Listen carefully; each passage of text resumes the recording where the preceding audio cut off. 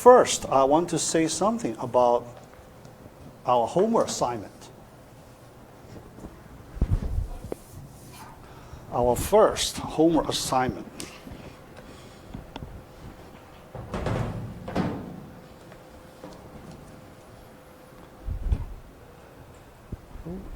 Yeah.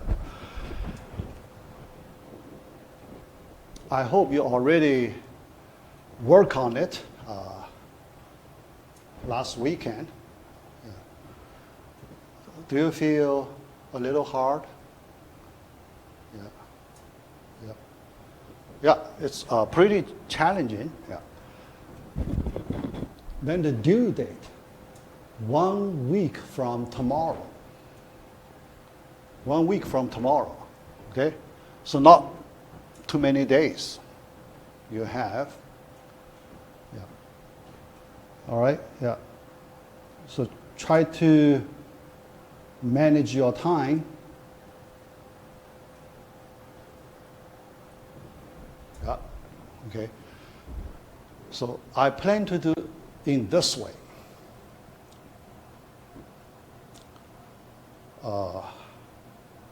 I can give you hints. I can give you hints for several relatively hard questions. Relatively hard questions. I'll give you hints. Yeah. But I cannot use our precious class time to give you hints. Yeah. You know, probably almost 1 hour. Yeah. So when I select, 8 or 10 questions, yeah, let's say, yeah, explain a little bit, give you ideas. Yeah. So I may need up to 1 hour, that long time, one whole class. So I cannot afford use one whole class to talk about the hints. So I plan to make a video. I record the hints in a video. Okay? Yeah. So then I post it. So I want to make sure I will post it before the weekend. Yeah. Because this weekend, that's the best time you work on this assignment.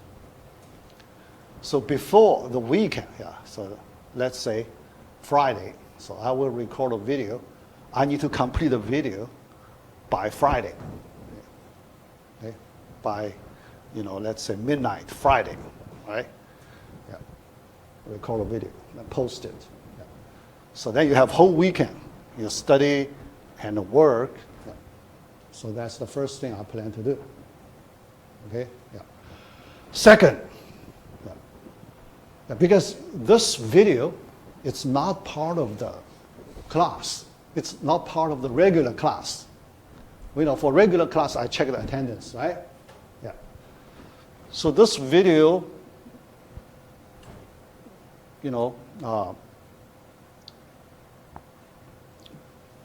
there is no class attendance thing about this video, right? It's a hint video. Yeah. But based on my experience before, several semesters before, I noticed more than 1/2 of the students didn't watch the hint videos. More than 1/2 didn't watch the hint videos. Yeah. Then they did very poor in the assignments. They almost missed all those challenging questions. If the questions relatively hard, yeah, so then the result very bad. Yeah. The reason, because you didn't watch the hint video. Yeah. So this year, this semester, I plan to do things a little different. I plan to do this way. Yeah. Although still, it's optional, right? Watching the hint video, it's optional. I cannot force you to watch. Although, if you watch, you can improve your grades a lot, at least 10 points. Yeah. Compare, I use my experience last few semesters. The students can improve the grades at least 10 to 20 points, even 20 points. That's quite a lot, significant. So this year I plan to do it this way. Although I cannot force you to watch the hint video, but I give you incentive to watch. Okay?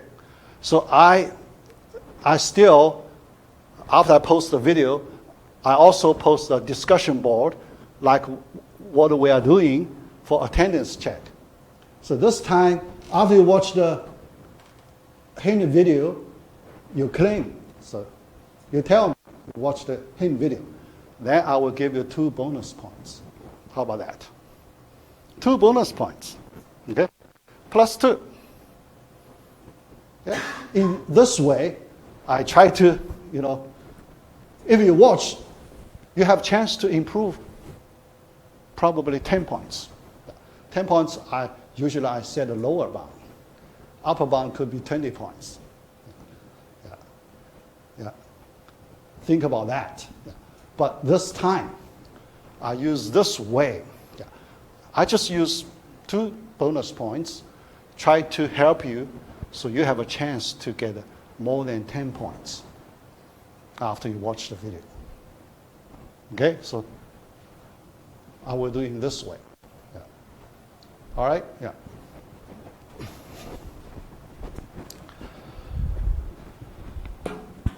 Part C, asymptotic notations.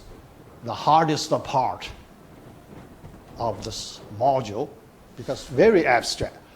But we have done a lot of preparations. Yeah. So we introduced that growth function concept. Now we need to go another level abstraction. Remember, we want to do characterization on all the algorithms. All right, so let's continue that part.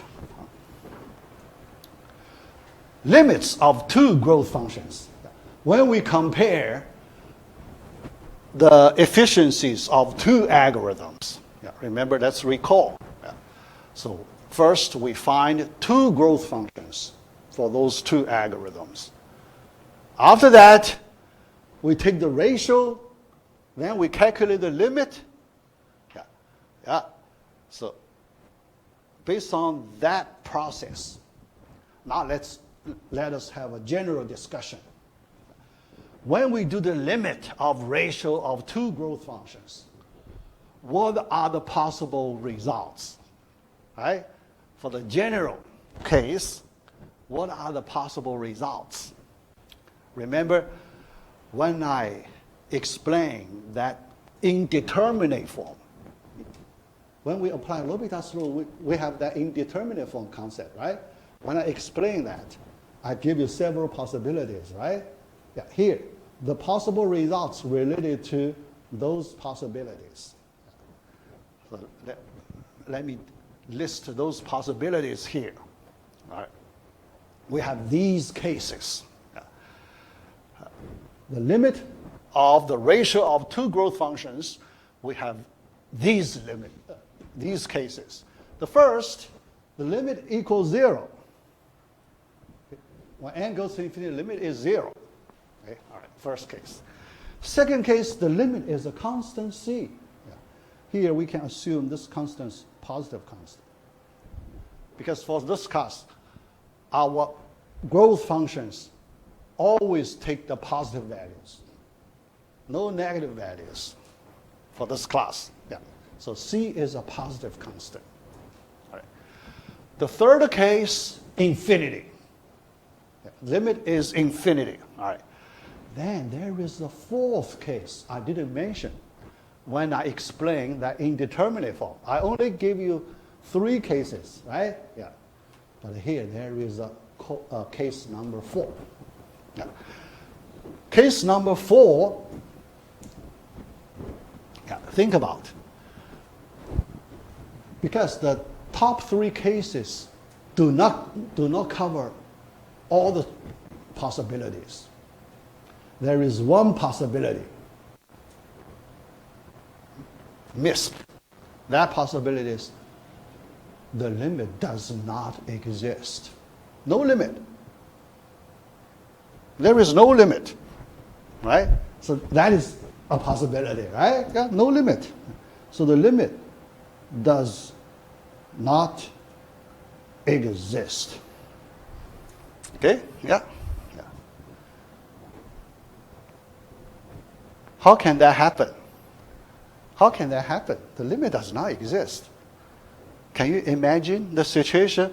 So on the worst situation, the limit does not exist. Do you have any idea? All right? Yeah. Here, let me give you a simple example. Yeah. So in calculus, it's possible when we calculate the limit does not exist. All right? Yeah. So here, I want to show you a simple example. Otherwise, you cannot understand why the limit does not exist. Yeah. All right. So let's consider this special case. Let's calculate the limit. N goes to infinity. Numerator function, denominator function. All right. Numerator function, n squared.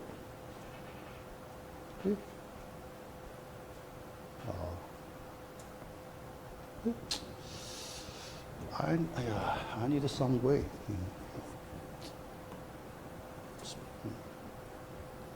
All right.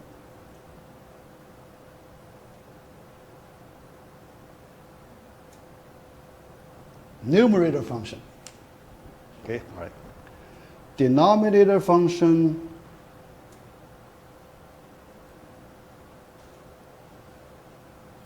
Oh, sorry. Which one? This is -1. Okay, yeah, -1.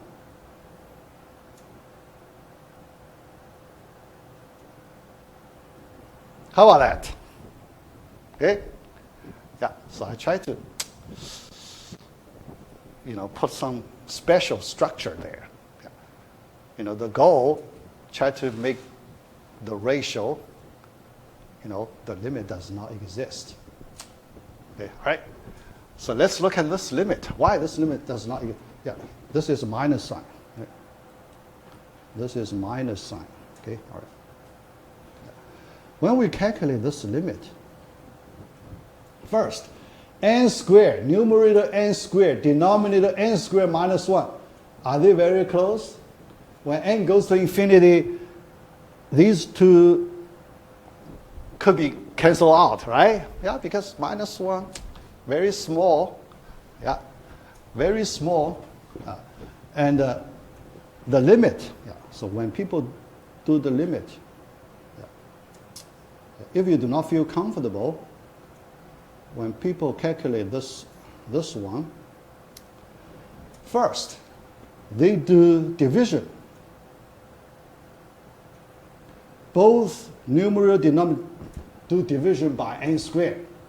The numerator divided by n squared, the numerator becomes 1. Denominator divided by n squared, 1 minus 1 over n squared, right? Yeah. And 1 over n squared, when n goes to infinity, this term goes to 0. 1 over n squared, n goes to infinity, approaches 0, then the whole limit becomes 1. Okay?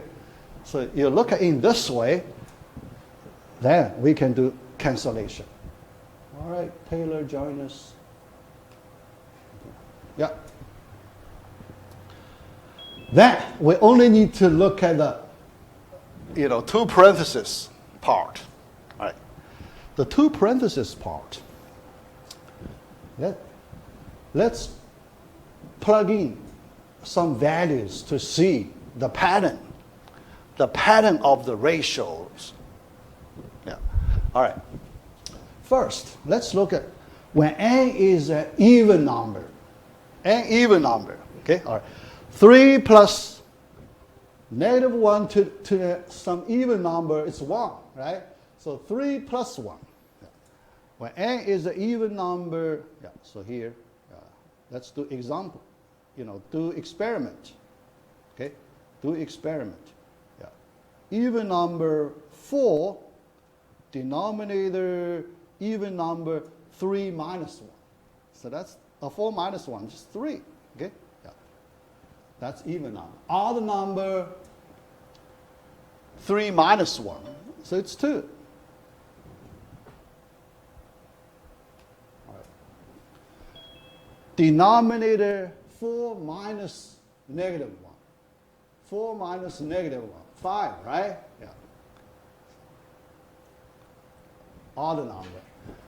Then even number again, right? So we, do this pattern alternatively. Yeah. So next one, 4/3, 2/5, forever. Is there a limit? If the sequence has the pattern like this, 4/3, 2/5, 4/3, 2/5, in this way, no limit, right? Yeah. This sequence does not converge, right? It does not converge based on the concept, convergence concept. It does not converge. That means no limit, okay? So this example tells you it's possible the limit does not exist. Then that's our case number 4. No limit. All right. Next, let us discuss what's the meaning of these 4 cases. The meaning. Yeah. Because our goal, we want to compare the increasing rates of the growth functions, right? Our goal. Yeah. Why we do limits of the ratio of the growth functions? Because we want to compare their increasing rates. Yeah. So let's look at a comparison result. All right. The first case, that is the limit 0. Okay? The ratio of the limit, that is the 0 case. If the limit is 0, can you see which growth function increases faster? The ratio is 0. F function over g function, when you take the limit when n goes to infinity, it's 0. Which one increases faster? G function. Yeah, G function. Yeah. Quickly, the G function dominates the F function. So in that case, we say, here we use a concept called the order of growth concept.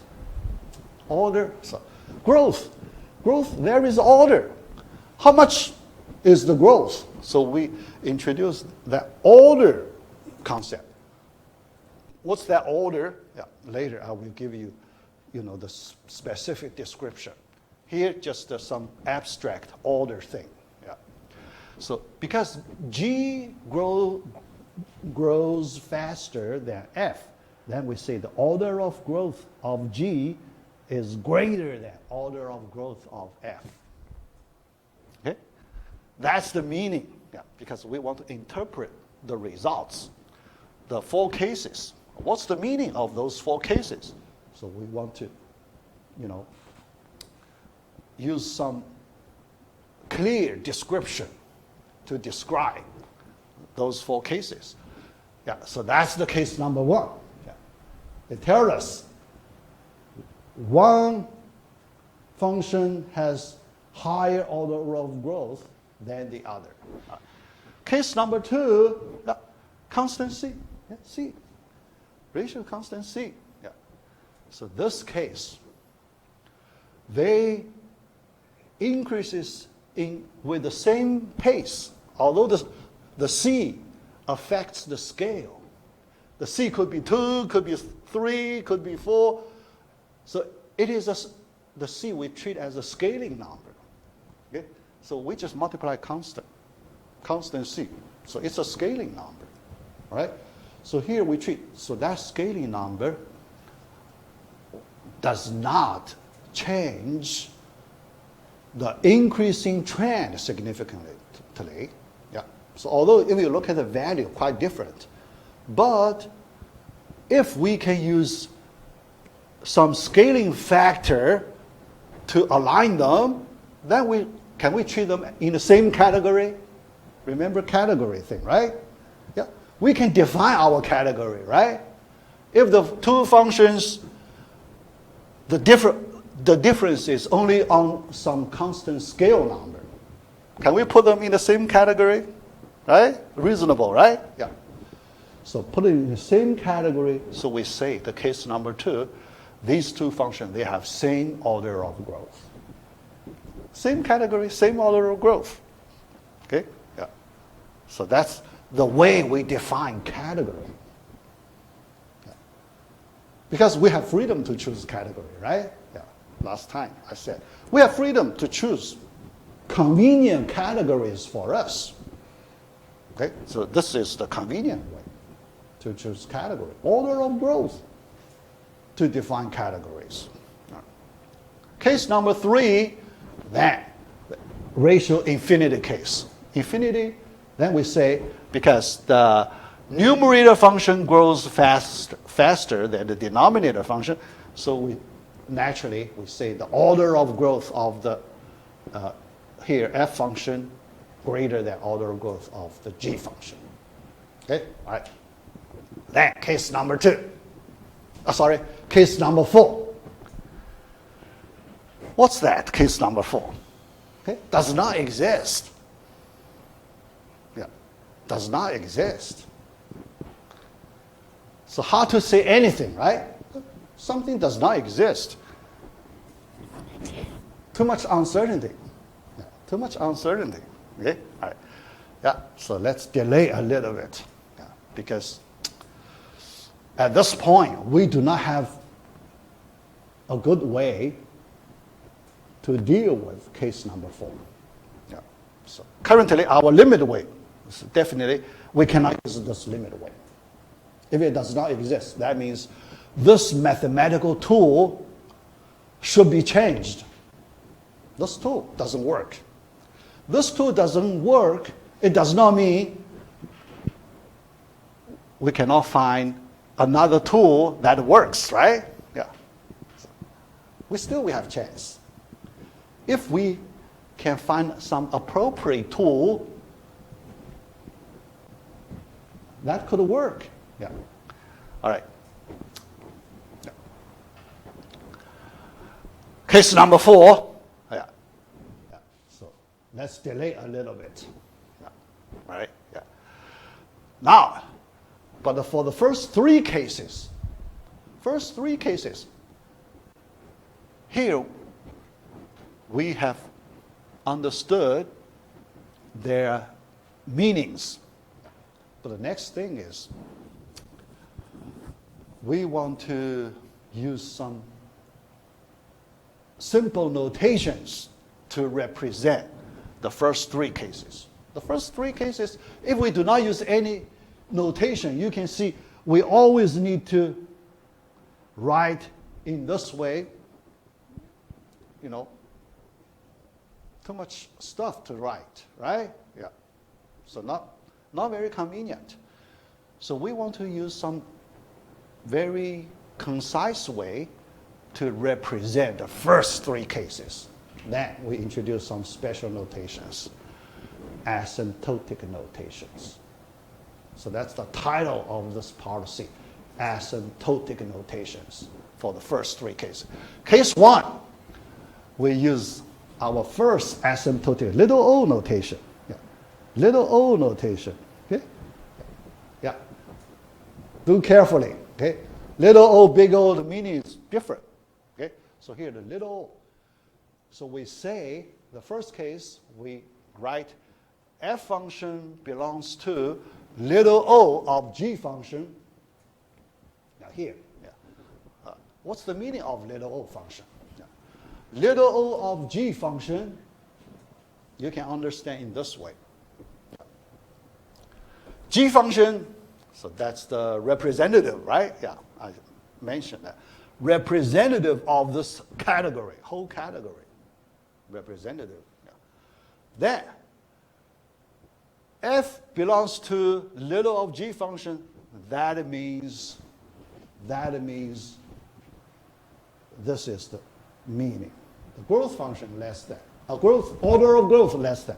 Or you use this limit way, yeah, the limit of the ratio of these two functions is 0. F function over G function, that limit is 0. That's the meaning. That's the meaning. But we do not want to write a lot of information there, so we use this special, shorter, simpler notation, asymptotic notation. All right, second, case number 2, that's our second asymptotic notation. Same order of growth, we use big theta. Big theta, okay? Yeah. Then we do not need to explain a lot of things. Yeah, we just write the asymptotic notations in this one. Yeah. F function belongs to big theta of G function. Yeah. So we know its meaning. Yeah. Yeah. Case number 3. Yeah. Little omega, our third asymptotic notation. Little omega. Okay? First 3. Yeah. First 3. Yeah. All right. Yeah. All right. Then case number 4. Yeah. The remaining one, the last one. Yeah. We need to find a different mathematical tool to study case number 4. Okay? Yeah. The tool is important. Okay? Yeah. Sometimes this tool does not work, then we have to change a different tool. Yeah. All right, so here, let's make the change. Yeah. All right. Yeah. All right. Yeah. New method. Yeah. Let's look at a new method. New method using upper bound and the lower bound. So this time we cannot do the limit. This time we will use inequalities to replace limit tool, inequality tool. Okay? Yeah. All right. So how to do it? Yeah. Objective. Yeah. So we study the limit of the ratio of these two functions. Yeah. But here we assume the limit does not exist. So now we avoid the limit. So we use a non-limit expression. Yeah. How to do it? Yeah. All right. Yeah. So here we need to look at the meaning of the G function. G function, yeah? G function, remember we use the G function as the representative of the category, right? Yeah. When a function is used as a representative, usually we like to use simple functions, right? Yeah. Yeah. Yeah. As simple as possible. Yeah. Yeah. As the representative. Yeah. All right. Then this G, because this G is given. Yeah. This G is known, is given. Yeah. We want to use this G to measure f function.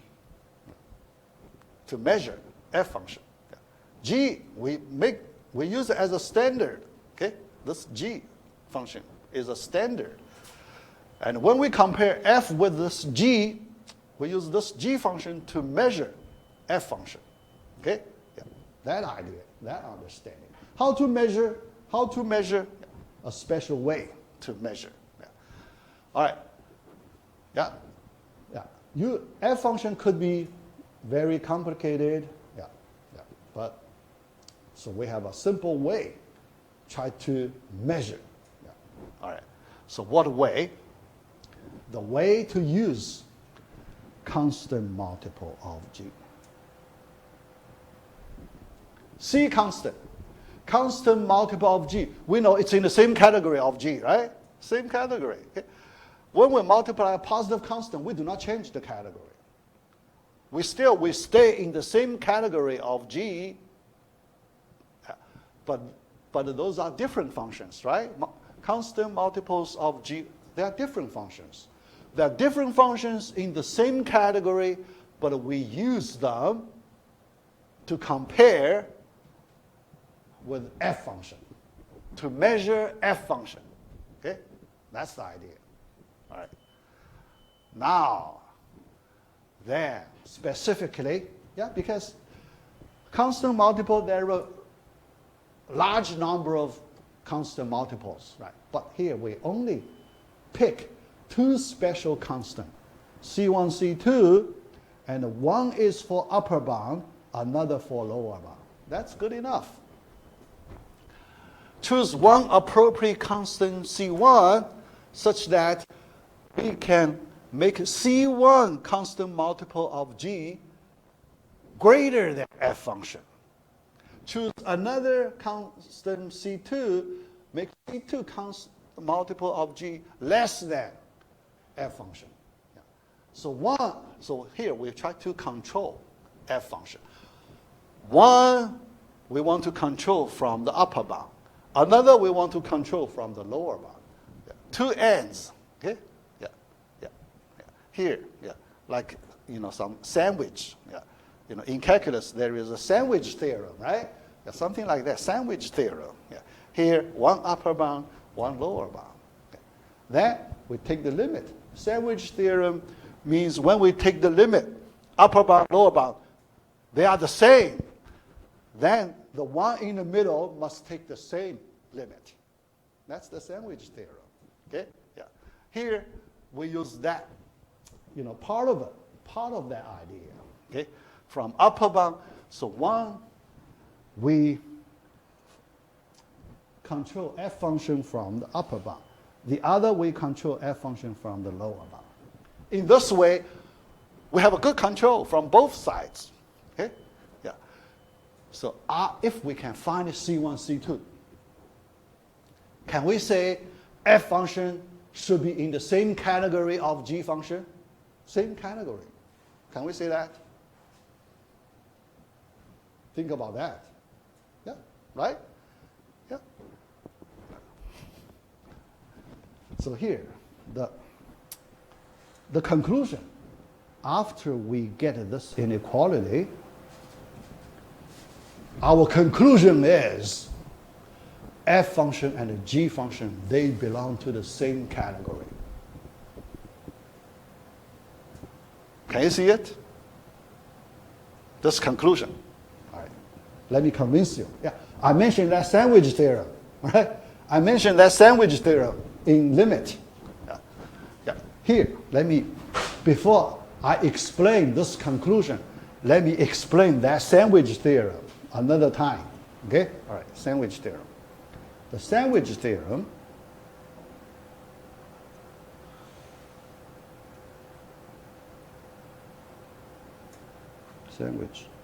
how to I forgot.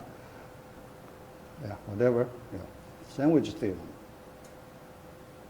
All right. Yeah. A of n less than or equal to f of n less than or equal to b of n. Okay? Yeah. Upper bound, lower bound, like we are doing here. Then we need a condition. Okay? When we take the limit,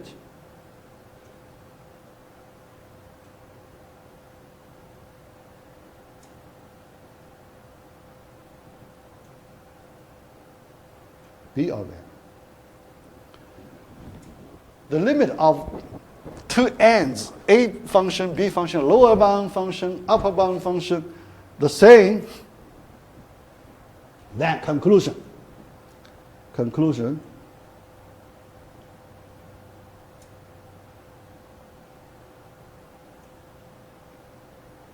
Because f function in between, the limit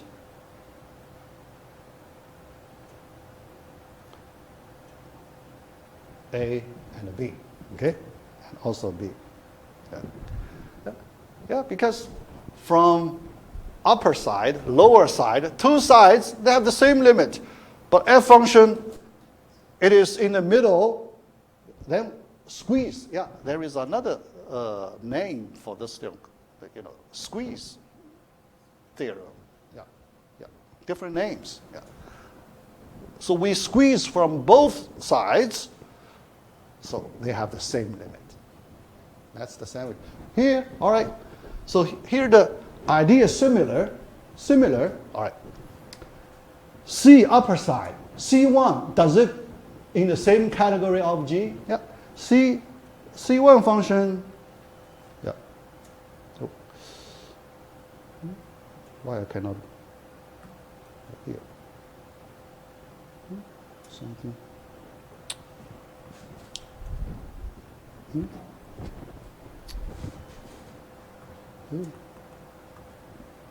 Freeze. Yeah. Very strange. My screen freeze.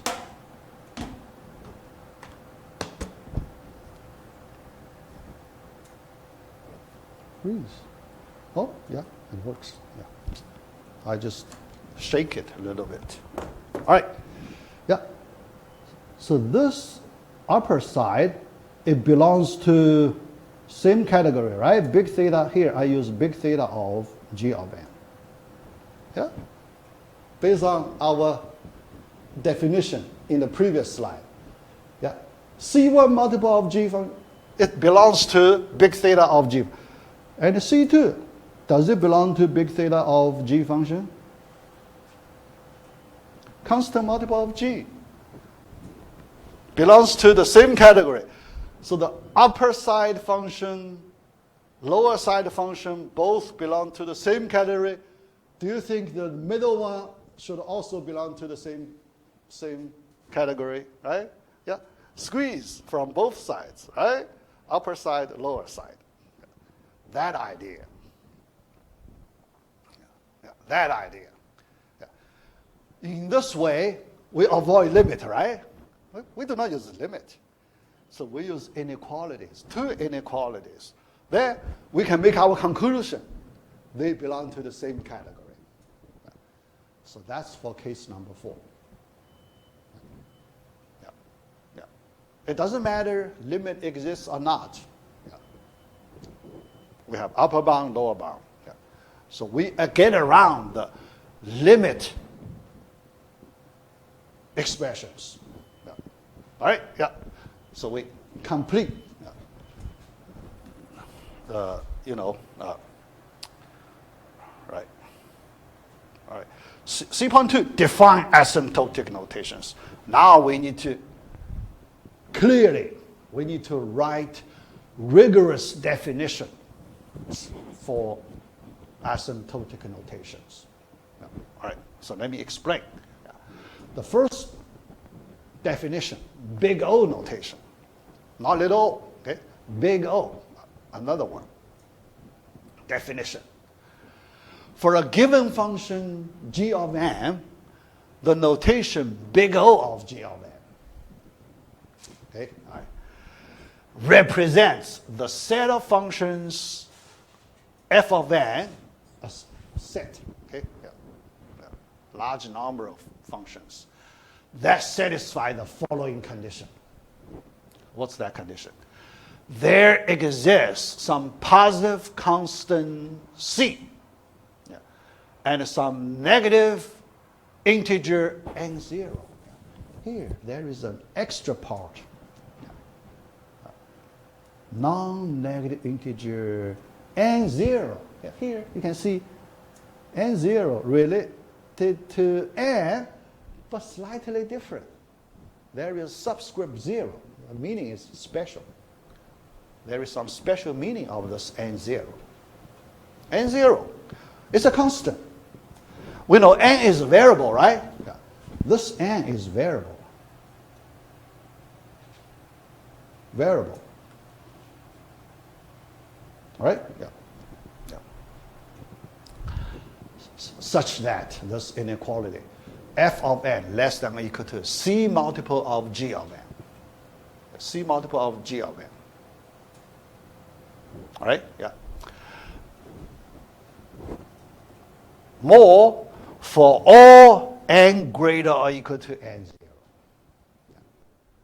For all. So this inequality holds for all n greater or equal to 0. If n less than n0, we do not require this inequality hold. We do not require it. No. Yeah, try to understand. Try to understand. Yeah.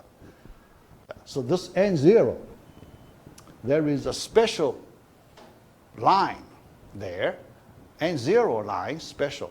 After you pass this line, n0 line, then that inequality must hold.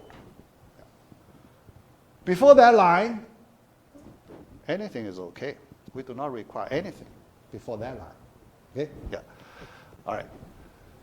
So this is the definition of big O notation. Here you can see only upper bound. Yeah. The previous big theta, we have upper bound and lower bound, right? Yeah. So here, this is big O notation. Yeah. Another important case we use frequently. Because we're only interested upper bound here. We're not interested in the lower bound. Yeah. That's the big O notation. All right. Yeah. Yeah. So this n0, yeah, in calculus, yeah.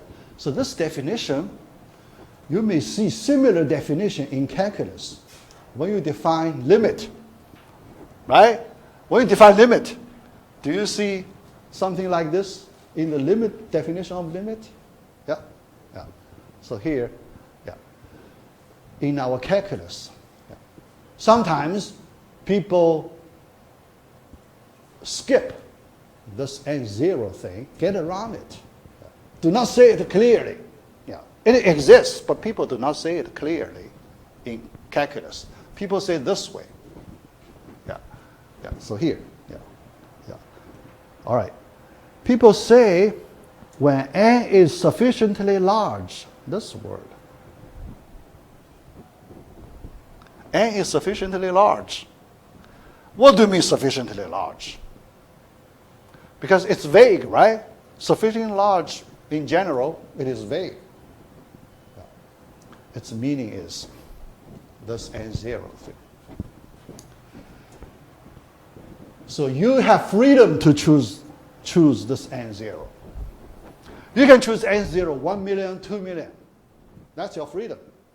Okay? Yeah. But as soon as you choose it, you have to fix it. So you cannot change later. So before you choose, you have freedom. Okay? A lot of freedom. You can choose any n0 number. But after you choose it, you have to fix it. All right? So you can choose it large, right? Very large. So that's why you have freedom to make it large. That means sufficiently large. Okay? Yeah. So we do not say which n0 is sufficiently large. It depends on your question. Okay? Yeah. For some of your question, yeah, so here, to understand the sufficiently large thing, for some of the question, when you choose n0, because your goal, you want to make this inequality whole. That's your goal. Yeah. When you choose appropriate n0 large enough to make this inequality hold, then it's sufficiently large. Okay? Yeah. If when you choose a very large n0, this inequality still doesn't hold, that means your n0 is not sufficiently large. You can still make it larger, yeah, to make that inequality true. To make that inequality true, that's sufficiently large. So you can stop. You can fix it. That's the idea, sufficiently large. All right? Yeah. Remember, in our first quiz, the last question, question 10, I used the sufficiently large phrase in that one. Yeah. At that time, you may not understand clearly here after this definition. Now you go back to look at question number 10 of quiz 1. When n sufficiently large, the conclusion. Okay? Yeah. All right? Yeah. If we use a graph, this is the graph. Okay? So the f function, the lower part is the graph of f function. G function, although if we use the original g function, we cannot control f function, but after we multiply appropriate constant multiple c, we can make the graph of c multiple of g above the graph of f function under the condition there is a vertical line.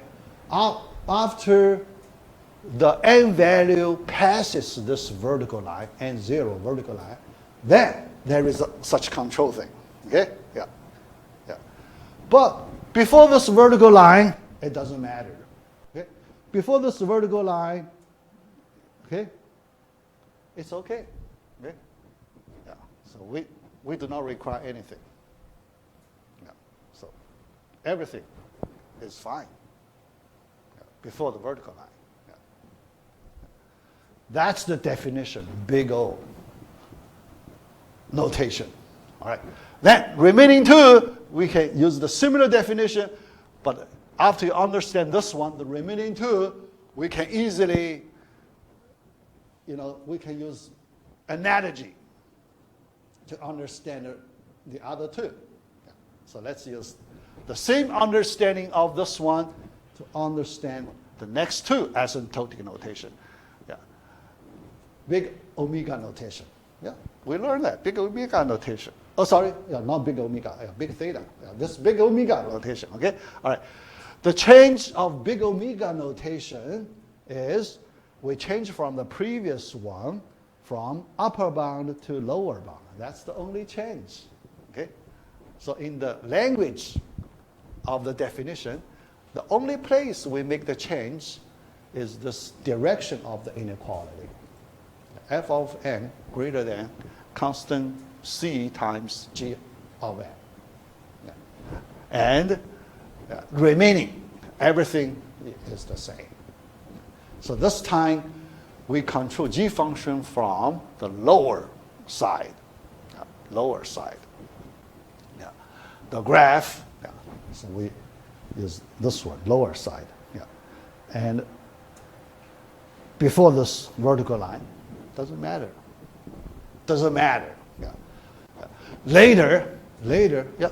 So you may ask me, why before this line, why this line is so special? Before that line, everything is acceptable. Everything is acceptable before the vertical line. Later, I will use our computer algorithms context to explain this phenomenon. Okay? Why? It's not important. Yeah. So we will use computer algorithms context to understand, that vertical line. Yeah. All right? Yeah. All right. Yeah. The next one, we can see naturally, so we have one upper bound, we have one lower bound, so the last one, our last asymptotic notation, put these two together, both upper bound and lower bound. Okay? Yeah. So the last one, big theta notation. Yeah. Same language. Yeah. But this time we need a C1, C2. One upper bound, one lower bound. Yeah. Inequality. Yeah. We saw this before. Yeah. Inequality. Yeah. But we add the sufficiently large requirement. Yeah. Okay. Yeah. All right. So for the graph, this time we have upper control and the lower control. Okay? Yeah. Yeah. And the f function is approximated. Now here we can treat as approximation. F function is approximated from both sides, upper side, lower side. Yeah. Right? Yeah. Then sufficiently large also. Okay? Yeah. So you can see that's all the asymptotic notations we need for this class. Okay. Actually, for this class, we have learned several, right? Yeah, several, but many of them we do not use frequently. Only 2 asymptotic notations we use frequently for this class. Now, one is this big theta.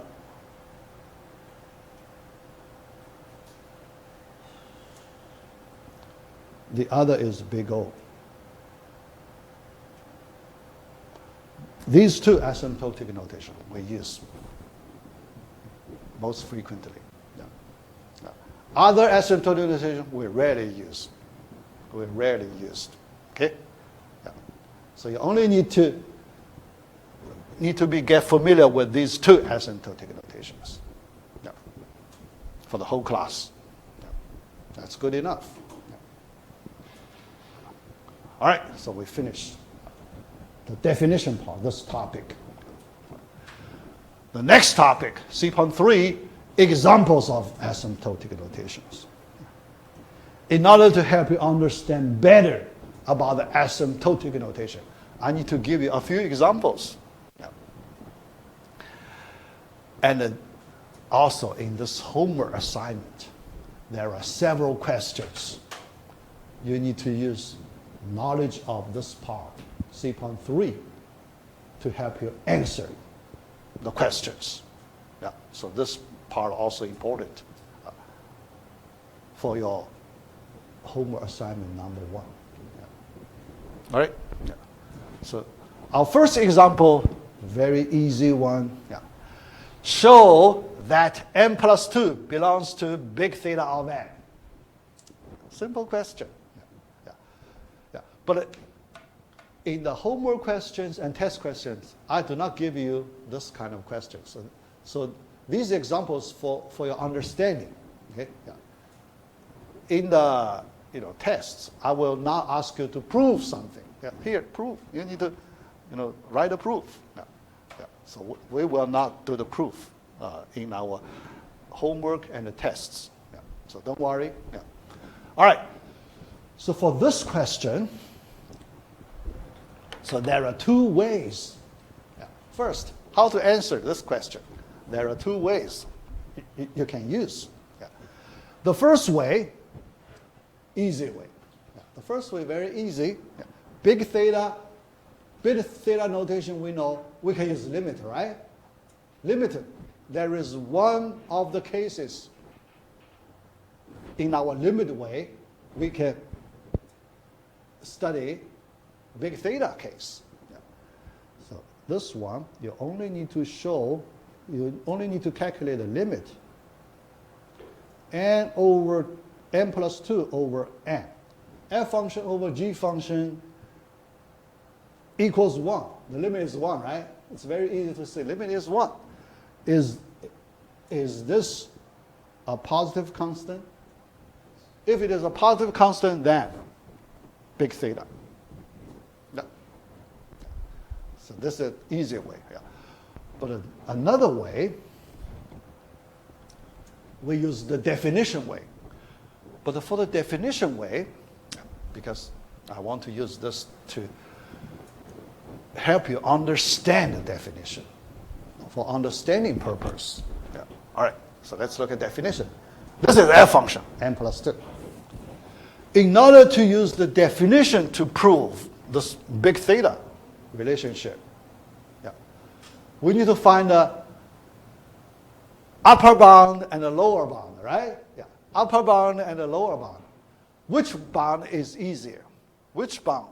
Yeah, because we always start with the easier case, right? Yeah. Upper bound, lower bound.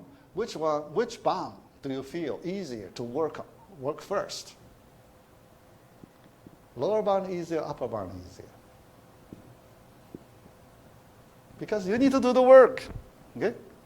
When you work on it, which one you feel easier? Lower bound. Yeah, lower bound. Why lower bound easier? Because when you drop that +2, is it smaller? Lower bound, you need to find a smaller constant multiple of n, right? Smaller constant, is this 1 times n, is that constant multiple of n? Yeah, because g function is n, right? G function is n. Okay? So you need a constant multiple of n to be a lower bound of n plus 2. N plus, you drop that 2, you make it smaller, constant. So that's easier, right? Yeah. Then, after that, upper bound, a little harder.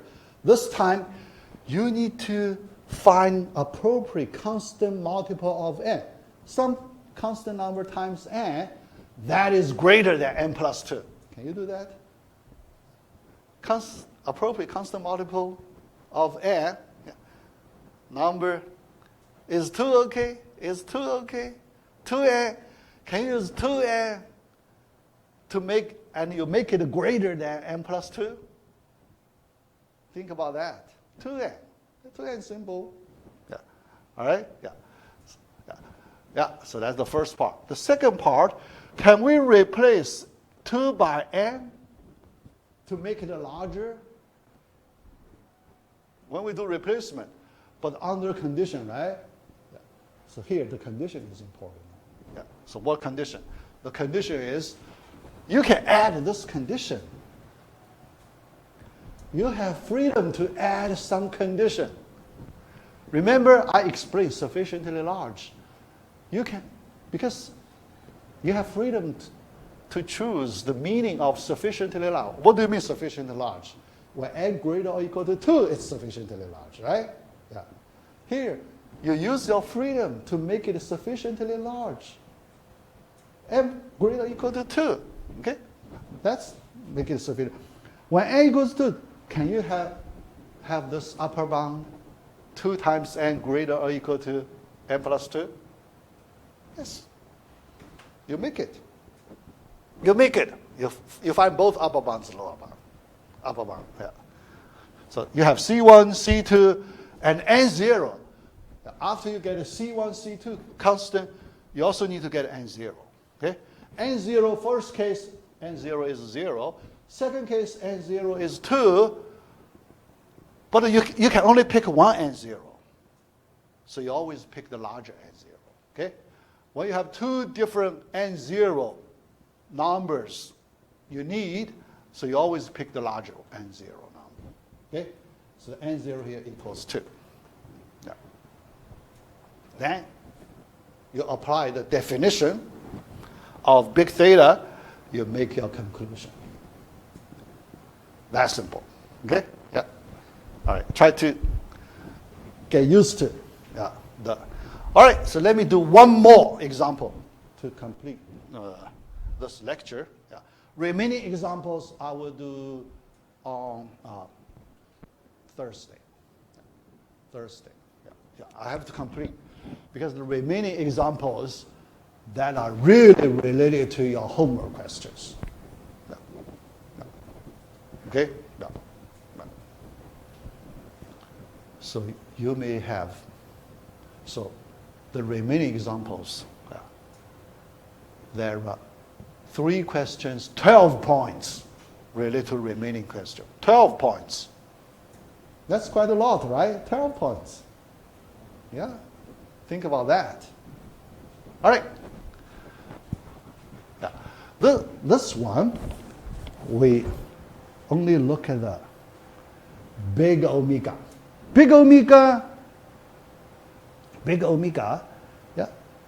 We only need to find a lower bound function, right? Yeah. We don't need to look at we don't need to consider, take a look at the upper bound. So you only need to consider the lower bound. And here, we choose the simplest case.